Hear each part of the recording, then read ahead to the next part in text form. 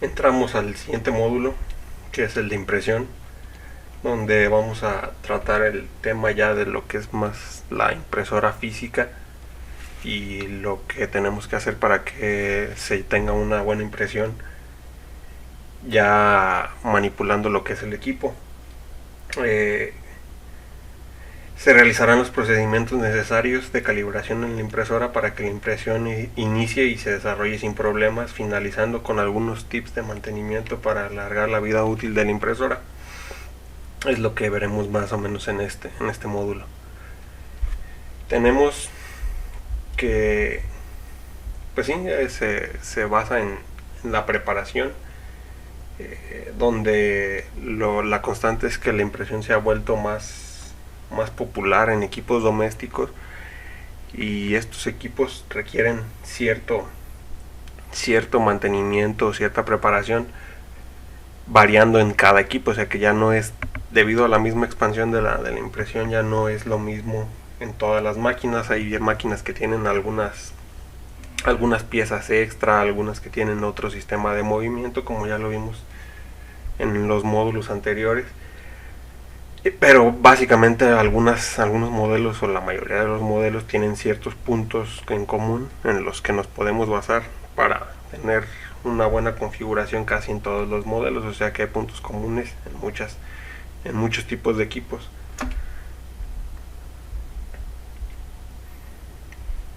En lo que es el modelo de 3D, bueno, vamos a ver que tenemos que cuidar puntos en lo que sería la escala. ¿Por qué es importante la escala? Tenemos que verificar en lo que es el software de codificación, que es el Cura en este caso, cuáles son las medidas de nuestro modelo que hemos importado al software. Verificar las medidas exactas del modelo en 3D, y después por medio de una regla o de un vernier, lo más seguro, lo mejor es que sea un vernier milimétrico, con buena precisión, para ver que las unidades corresponden tanto en el modelo como ya en la impresión, o sea, ya en el modelo físico, ya cuando lo tengamos impreso. Es importante esto porque, pues lógicamente, si no coinciden, pues significará que nuestros modelos no están siendo impresos en la escala correcta. Aquí tendríamos que ver muchos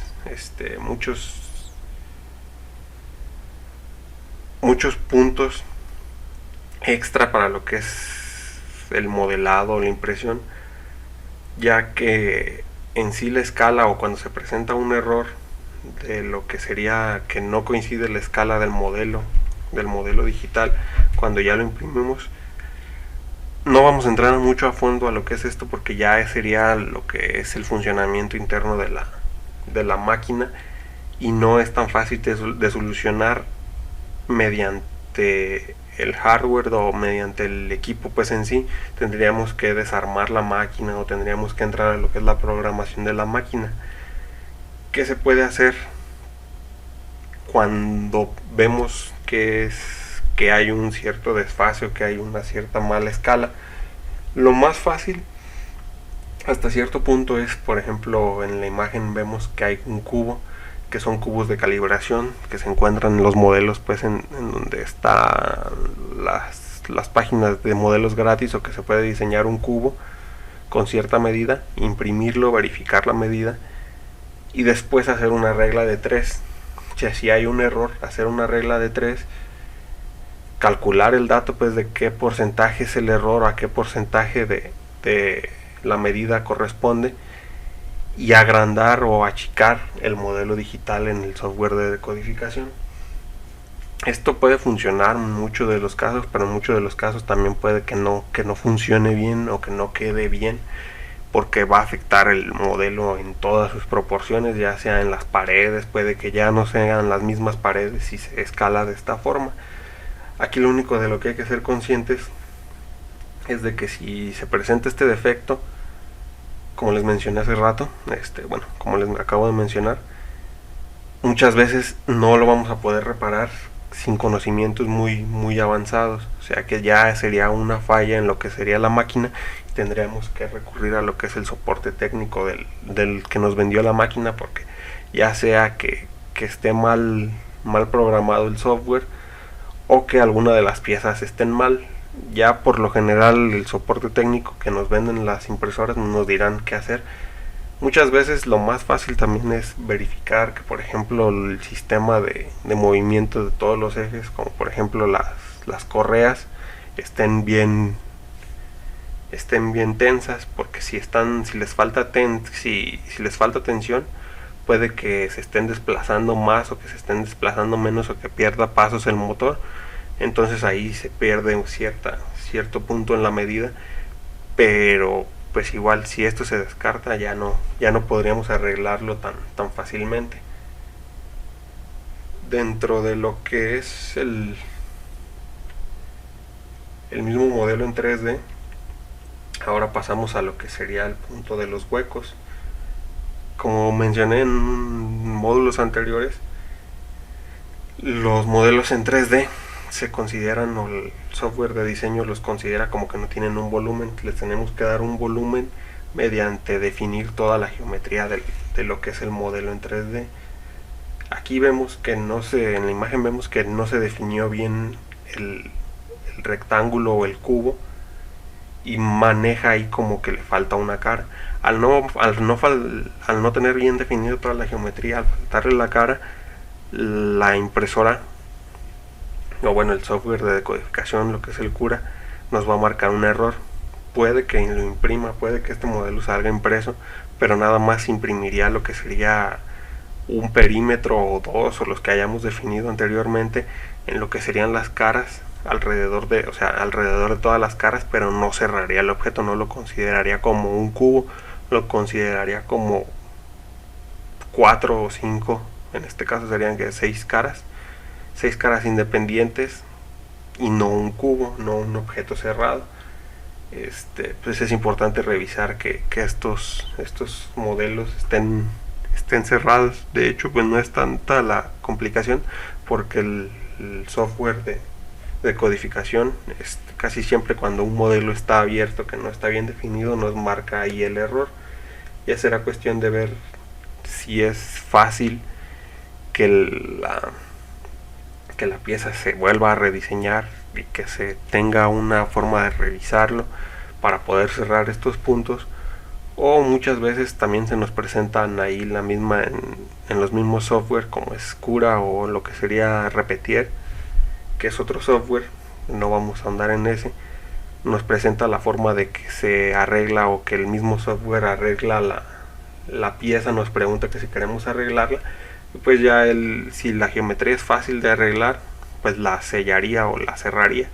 Si presenta mucha dificultad, pues puede que nos modifique todo el modelo y que este modelo no quede bien cerrado. Por eso es necesario que el modelo ya venga bien diseñado, venga definido completamente, para evitar este tipo de inconvenientes.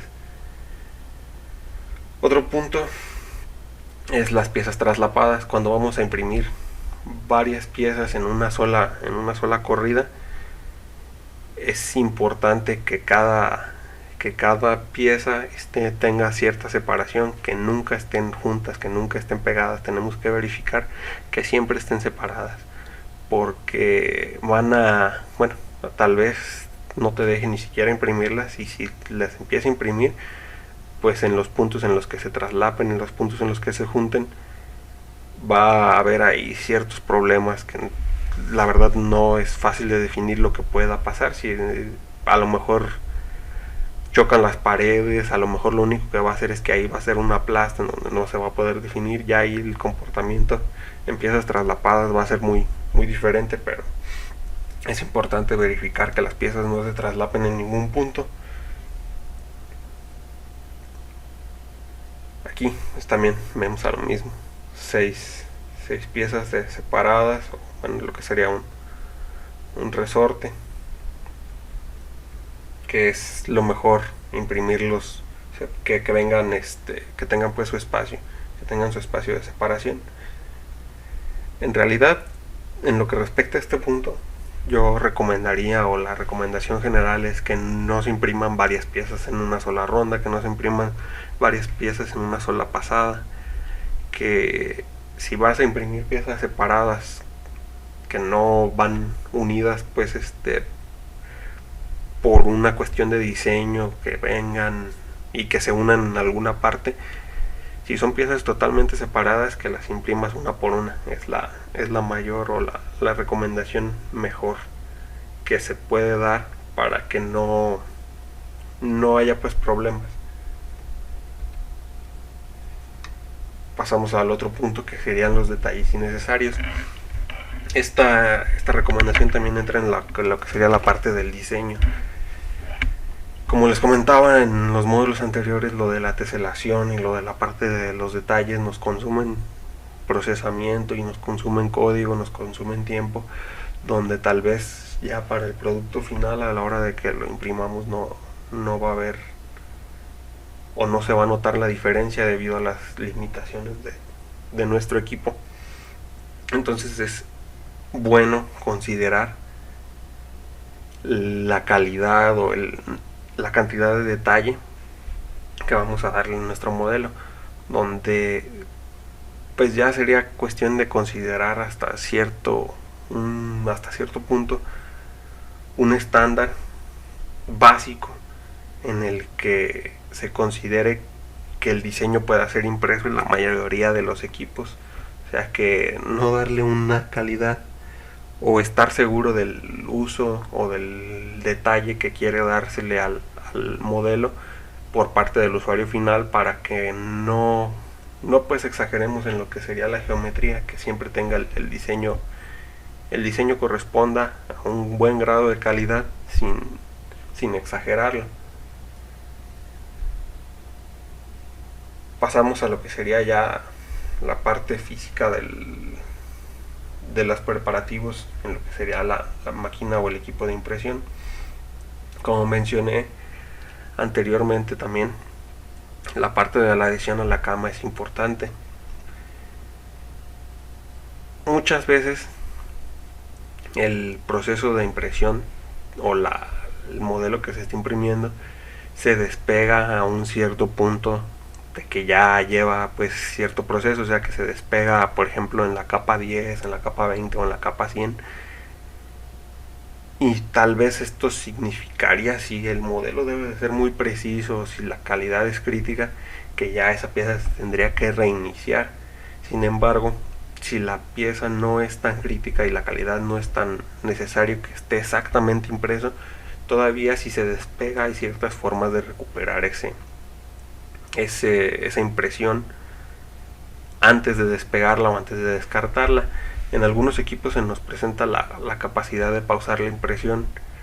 Lo que podemos hacer es pausar la impresión mediante los comandos pues ahí, o mediante el control de la impresora, desplazar el cabezal de impresión, despegar el extrusor del pegamento, de filamento, desplazarlo hacia un punto donde no esté en contacto con el modelo que ya ha sido impreso, y agregar algún cierto tipo de cinta, como se observa en la imagen.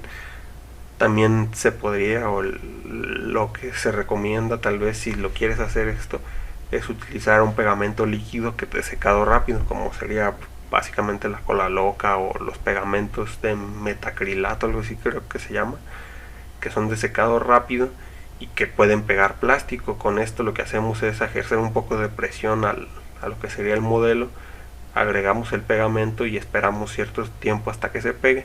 Ya dependiendo de la capacidad o del manejo que tengas en tu impresora, pues hay veces que esto lo puedes lograr sin siquiera pausar la impresión, sino que ya nada más con una punta o con un desarmador haces presión en lo que sería un punto pequeño, agregas pegamento y no necesitas pausarlo. Te digo, esto no es recomendable, pero es una forma de no desechar una impresión que se despega a cierto punto.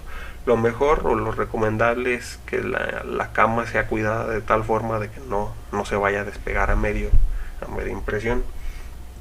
También se puede o se recurre muchas veces a utilizar lo que sería fijador de cabello. Ese yo no lo recomiendo para nada, pero también se puede recurrir a eso y a pegamento en barra, como sería PRIT o así de solventes en agua.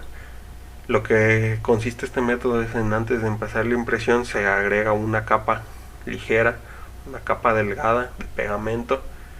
Se espera un poco a que se seque, pero que todavía esté un poco fresco, pues, de forma en la que todavía esté como viscoso, y se empieza a imprimir sobre la cama, pues, y esto hace que el modelo o que el filamento se empiece a quedar pegado tanto en la cama como en el pegamento, la capa ligera que le echamos de pegamento.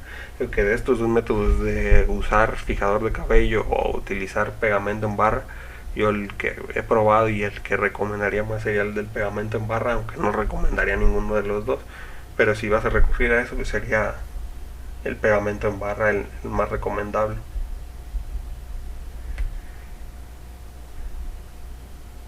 Pasamos a lo que sería la carga de filamento. Hasta cierto punto este punto es crítico, debido a que puede acarrear muchos problemas al funcionamiento de la máquina y a la impresión. La carga de filamento, a lo que nos vamos a referir aquí, es a lo que tienes que hacer con el rollo de filamento, con el filamento en sí, cuando lo vas a meter ya a la máquina. ¿A qué me refiero con esto? Tienes que verificar que el rollo, el material, no tenga suciedad. Si tiene polvo, lo mejor es con alguna fuente de aire comprimido, del que venden en lata, o con algún soplador o algo, darle una pasada para que todo el polvo que tenemos se pueda, pues, soplar, o con una aspiradora que puedas aspirar el polvo. También se podría, con un trapo, con un pequeño material de con un trozo de tela, le puedes dar una limpiada así por lo exterior, también cuidando que el trozo de tela que utilices no suelte pelusa, porque pues igual lo vas a volver a ensuciar. Esto es crítico porque si el filamento se inserta en la impresora con alguna suciedad, pues esto va a tapar la boquilla y esto va a bloquear toda la impresión, todo el desarrollo del filamento por la boquilla, y puede dañar permanentemente toda la máquina. En el menor de los casos en los que se presenta falla con la suciedad, no se tapa la boquilla, sino que se van haciendo pequeñas burbujas, o genera, pues, que a la hora de la extrusión se hagan como pequeñas burbujas, y que la pieza final, pues, quede como con algunas pequeñas imperfecciones. Pues esa sería la mínima falla. Ya la máxima falla es que la boquilla se tape completamente y que el extrusor se regrese, el filamento se regrese por el extrusor, y pues todo se bloquea y el filamento en sí no salga, o se salga por arriba del extrusor.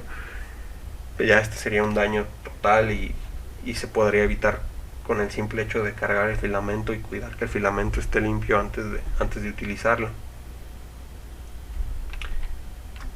Aquí vemos en la imagen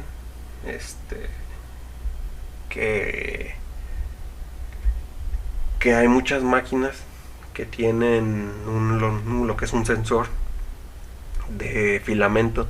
Este sensor, que sería el cuadro abajo de lo que es el engrane, donde tiene conectado el cable rojo y azul, pues sí, lo que pasa, o lo que hace, es que sensa que esté pasando filamento entre lo que es ese pequeño tubo. Cuando detecta que no hay filamento, pues toda la máquina se para, deja de funcionar. Aquí mucha gente, o muchas veces, lo que se hace es pegarle o añadirle un pequeño trozo de esponja para que sirva al mismo tiempo de limpiador. Bueno, aquí de la imagen lo que hay que apreciar es que se tiene que tener, pues, el filamento con una cierta orientación hacia el contrario, bueno, de forma que el filamento, que el motor extrusor alimente de forma natural el filamento. O sea, que a lo que me refiero con de forma natural es que no tenga que dar muchas vueltas, o que no haya ninguna obstrucción entre el carrete y el motor. sino que no, que esté lo más directo posible para que no se atore, que no choque con alguna otra parte y que pues fluya de manera correcta lo que sería el carrete con el extrusor. En lo que sería más de lo de la carga de filamento, se debería de tomar en cuenta que muchas veces cambiamos el filamento entre uno y otro. ¿A qué me refiero con esto? De que se queda una parte del filamento anterior o del filamento que estaba cuando se acaba, se queda en lo que sería el tubo, un pequeño tubo que va entre el motor extrusor y lo que es el filamento, el calentador. Entre el motor y el calentador hay un tubo donde se queda material. Creo que aquí hay una imagen más abajo de lo que sería este tubo. Ahorita vamos a verla y nos regresamos. Este tubo, que es el que conecta el motor extrusor con el calentador. Y pues hay que considerar que cuando cambias material o cuando vas a cargar material, pues a lo mejor se queda una parte del material del filamento anterior ahí. Lo recomendable es precalentar el calentador y sacar este material de forma manual o de forma automática, dependiendo si tu máquina tiene ahí una opción de cambio de filamento, que casi todas la tienen, donde calienta el filamento y automáticamente hace que el motor gire en sentido contrario para sacar ese trozo de filamento. Y en caso de que no lo tenga esta opción, pues lo único que tienes que hacer es desconectar ese tubo con el calentador calentando y sacarlo manualmente tú. De igual forma, para colocar el nuevo filamento, pues sería cuestión de que lo introduzcas hasta el punto donde está el engrane y ya de ahí que el motor lo vaya jalando solo. En casi todas las impresoras el motor del extrusor no se mueve si el calentador está frío. O sea que para que el motor del extrusor se mueva, como protección para no hacer una extrusión en frío, y porque no se podría hacer una extrusión en frío si el calentador está totalmente frío, ese motor no funciona si no está el calentador a cierta temperatura. Entonces hay que considerar que tienes que precalentar la boquilla para poder cambiar, para poder introducir, para poder sacar filamento. Aquí vemos un clásico error o un clásico problema que se presenta cuando el motor cuando se intenta hacer una impresión, una extrusión en frío, o cuando la boquilla ya se tapó. Lo que pasa es que ya el filamento pues no está saliendo por la boquilla, pero el motor, como lo que detecta es que la boquilla está caliente, o sea que cumple la condición de que el calentador esté calentando, y como el sensor de filamento pues detecta que hay filamento, entonces teóricamente el motor no tiene forma de saber que el filamento se está extruyendo. El motor lo único que sabe es que las condiciones para que funcione están cumplidas y el motor sigue moviéndose, pero el filamento no se desplaza. Entonces lo que pasa es que el motor, mediante los engranes o mediante el sistema con el que hace que se arrastre ese filamento, pues lo único que va a hacer es que va a roer o a desgastar esa parte donde el filamento contacta con los engranes, y pues ahí se va a quedar. Nada más va a quedar el motor patinando sobre esa parte y el filamento no se va a desplazar. Ya ahí sería cuestión de sacarlo ya manualmente y cortar ese pedazo para cargar de nuevo el filamento. Vamos a pasar ahora a lo que sería la calibración de la cama. Este es otro de los puntos críticos, debido a que una mala calibración de la cama, pues para empezar, va a determinar si el modelo se va a poder imprimir bien o no. Si la cama queda demasiado lejos del punto de inicio de la boquilla, pues el filamento va a quedar flotando, va a caer, pues sí, va a quedar flotando y no va a tener cierta forma. Por el contrario, si la cama queda muy pegada al punto de inicio de la boquilla, pues las primeras capas no van a ser extruidas, van a va a quedar tapándose pues la misma boquilla con lo que sería la cama, y va a evitar que el filamento se extruya por la boquilla. ¿Qué sería lo que vemos en estas imágenes? Donde aquí pues, la boquilla muy alejada, vemos que en las orillas del modelo se está despegado o está como flotando pues por encima de lo que sería la cama, mientras que el modelo donde la boquilla está muy cercana, pues se ve que la primera capa es muy delgada, y aquí ya estamos viendo lo que serían dos capas. La primera quedó por abajo muy delgada, la segunda ya se ve un poquito más, pero igual se alcanza a ver traslúcido. Ahí todavía pues sería el problema de que a lo mejor hasta la tercera o la cuarta capa ya la impresión estaría viéndose bien, pero ya una tercera o cuarta capa a lo mejor ya no son capas sólidas, y ya ahí ya se perdió a lo mejor hasta medio milímetro, o hasta, dependiendo de cuánto tengamos de altura de capa, pues a lo mejor se pierde hasta 1 milímetro para que el modelo se empiece a imprimir. En realidad pues este es la imagen, es como se debe de ver una buena primera capa. La forma o lo que te da a ver si tienes una buena primera capa es que en las orillas, o por ejemplo en el filamento, se alcanza a ver como que el filamento el filamento ya extruido en la base de impresión no tiene en la superficie superior una forma redondeada, sino que tiene una forma aplanada, pero no tan plana, o sea, una forma aplanada, pero que queda como si fuera un cierto rectángulo. No queda ni la forma circular como lo que es el filamento, todo el circulito, ni queda totalmente plano, sino que queda como un rectangulito. ¿A qué vamos? Bueno, para ajustarla, el método más usado, o el método correcto, varía dependiendo del tipo de equipo que tengas.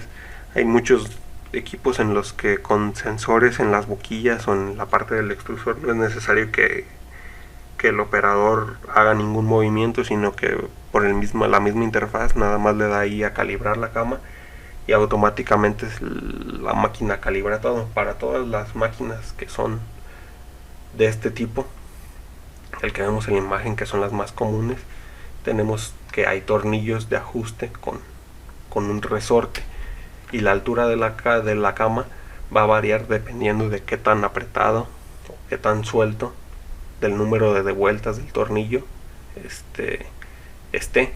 Mientras más lo apretemos, la cama va a bajar, y mientras más lo dejemos suelto, la cama va a subir. Por lo general, lo que tenemos que hacer, o lo que se recomienda, es mandar la impresora por medio de su interfaz al punto de inicio, que es el punto de inicio o punto home, y de ahí antes de mandarlo a home, bajar todos los tornillos de forma que la cama quede en su posición más baja, o sea, que quede más despegado de la boquilla. En este caso sería apretar todo el tornillo para que la cama baje, que la cama quede pues lo más bajo posible. Ya de ahí entonces ahora sí mandar la impresora a home. Ya cuando la impresora esté a home, subimos los tornillos, o vamos aflojando los tornillos para que la cama vaya subiendo. Esto pues verificando pues en cada punto, sino que agarrar como si fuera un sistema de cuatro puntos en un cuadrado, un rectángulo, en home, en el eje Z, en el eje X y en el eje Y. Soltamos el tornillo que quede lo más cerca posible. Una buena medida es meter una hoja entre lo que sería la cama, una hoja de papel normal, entre lo que sería la cama y la boquilla. Soltamos el tornillo y deslizamos entre la boquilla y la cama esa hoja de papel hasta el punto que que se sienta como que apenas se va apretando. Ya dependería de la pericia, de la capacidad del operador, pero hay veces que lo puedes hacer esto nada más observando, más o menos dándote una idea de la distancia, o sea, con pura observación, calculando que ya la boquilla esté a cierta buena distancia de la cama. Para la otra pues está lo de la hoja de papel, ir, como les menciono, irla soltando, ir soltando el tornillo hasta que sientas como que ya hace cierta, se siente como que raspa pues ya la boquilla y el papel. Esta sería pues como el método más común, llevarlo a home en XYZ, resumiendo, XYZ home, soltar el tornillo, hacer la prueba de la hoja, entonces dejar en home Z siempre y desplazarnos entonces ahora al extremo contrario del que iniciamos en X y en Y. Volvemos a hacer home en Z, que quede más abajo, y repetimos el proceso de soltar el tornillo y de desplazar la hoja, y así por lo menos en 4 puntos, en todos los extremos, pues en casi lo más pegado a las orillas de lo que sería la cama. Bueno, ya aquí vemos otra vez de nuevo lo que serían las capas. Esta imagen pues ya también la vimos en lo que sería la temperatura y la ventilación. Vemos nada más, remarcamos pues que hay que tener una buena temperatura, una buena ventilación, verificar que si nuestra impresora trae un ventilador de extrusión, este ventilador de extrusión esté funcionando correctamente, porque puede ser que nos ayude o que nos afecte en lo que sería la impresión final. Aquí vemos ya una imagen de lo que sería una mala calibración de temperatura, donde por alguna razón empezó a imprimir bien hasta la mitad del modelo, ya sea que se tapó la boquilla, o que el motor dejó de funcionar, o de que el calentador dejó de calentar bien, pues vemos que no se terminó la impresión de buena forma. Pasamos a lo que sería el mantenimiento. En realidad pues de mantenimiento no hay mucho que hacerle a lo que sería la impresora. Casi todo se resume a lo que sería limpieza y lubricación.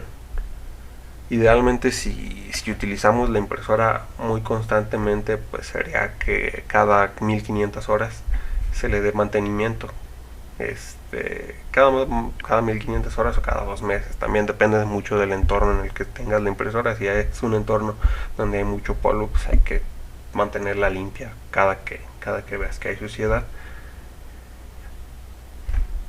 En sí, pues sí, les digo, se resume a limpieza y lubricación.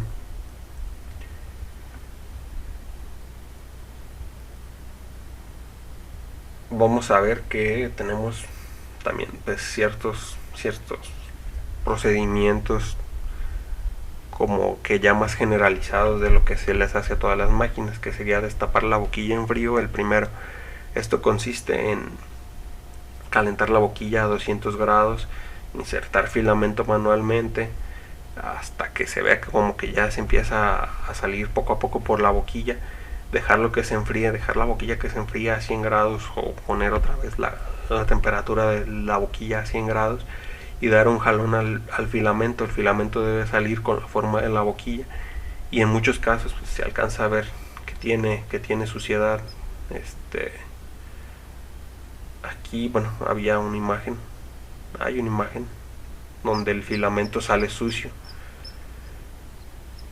Esta imagen aquí, bueno, en esta vemos que es mezcla de suciedad en lo que es el tubo, pero cuando utilizamos este método de destapar la boquilla en frío es porque la boquilla se tapó, o sea que ya entró suciedad y ya la boquilla pues no está extruyendo.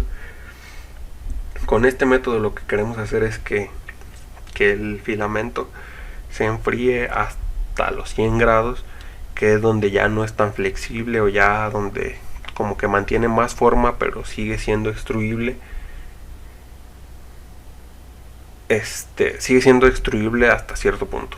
O sea, no recuerdo bien cómo se llama el punto en el que queda este material a los 100 grados. El chiste es de que queda con cierta característica en la que podemos todavía jalarlo y no está pegado, no está ni totalmente pegado a la boquilla como si estuviera frío totalmente, ni está muy caliente en el grado en el que lo vamos a sacar pues todo la pura telita, ya lo que va saliendo, pues la pura tirita sin forma.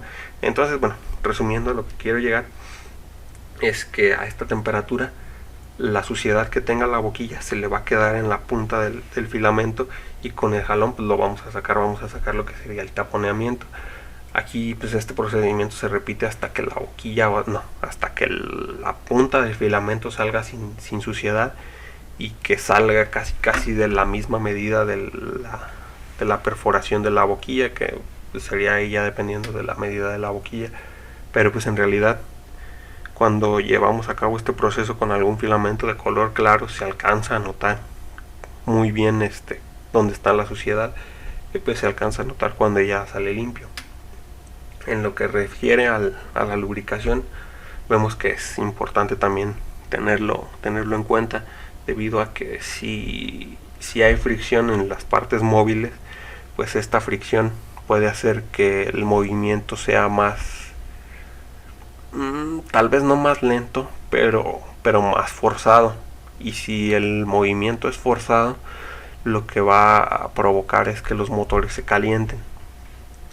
Si hay fricción, pues los motores se van a calentar, va a consumir más energía, y dependiendo de qué tanto se calienten, pues a lo mejor entra la protección de la máquina y la máquina se apaga, o se podría llegar hasta dañar, a quemar los motores si el movimiento pues es muy forzado y los motores se calientan mucho. Entonces es necesario que las partes móviles, como serían las varillas guía y los tornillos guía de transmisión, estén tanto limpios de suciedad.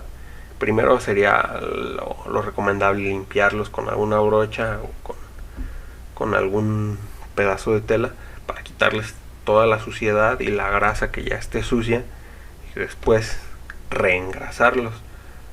Aquí también hay que recalcar que se puede utilizar lo que sería grasa lubricante o aceite lubricante o spray de aceite lubricante. Se pueden utilizar cualquiera de estos tres lubricantes, sin embargo es mejor para el funcionamiento de la máquina lo que sería la grasa.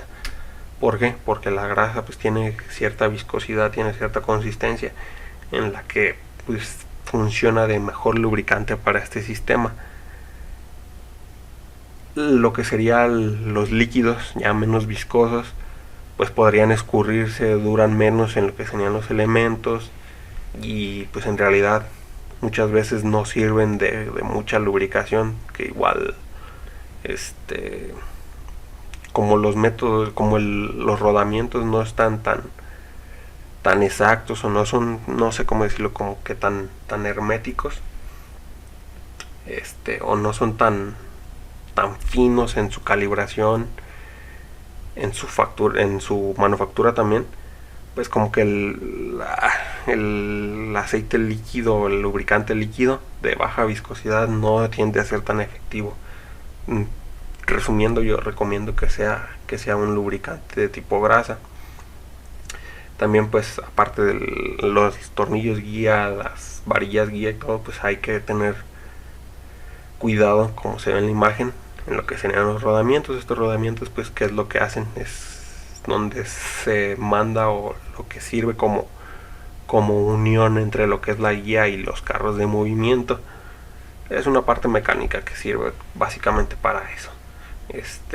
Y lógicamente tiene fricción lo que sería este rodamiento con los tubos o con los tornillos, dependiendo de cómo esté confeccionada la máquina, y al estarse desplazando, y también pues tiende a arrastrar suciedad y tiende a pegarse, le tendríamos que limpiarlo también, ya sea con una brocha, quitarle, o con una aspiradora quitarle toda la suciedad que tenga ahí, y pues igual a lo mejor ya no engrasar directamente lo que sería la parte interna de los rodamientos, sino que ya con la grasa que le pongamos a los otros elementos, a las varillas o los tornillos, pues ya es suficiente.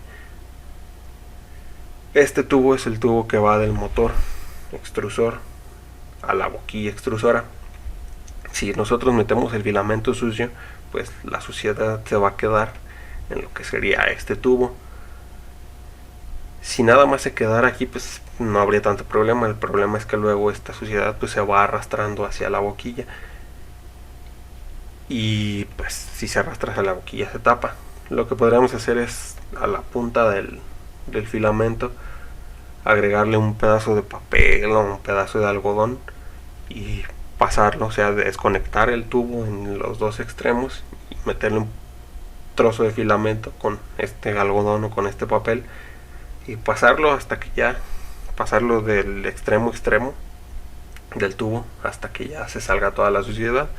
Este no tiene mayor complicación. Sin embargo, pues es de lo crítico, es algo de los puntos críticos. Como les digo, el mantenimiento en realidad no es mucho lo que se le tiene que dar a la impresora. Todo se resume a limpieza y lubricación. En lo que sería el punto de calibración, casi todo se resume a la calibración de lo que es la cama, la altura de la cama, y en lo que respecta a la calibración de la medida, pues todo se resume a verificar que los modelos estén correspondiendo tanto en físico como en digital. Ya esto sería como un breve resumen de lo que es este último módulo, que es el más pequeño, pero en realidad pues es de los también importantes, ya que es lo que tenemos que hacer nosotros para mantener la máquina funcionando correctamente. Ya por lo pronto serían todos los módulos que veríamos, y aquí termina la presentación y aquí terminan los módulos.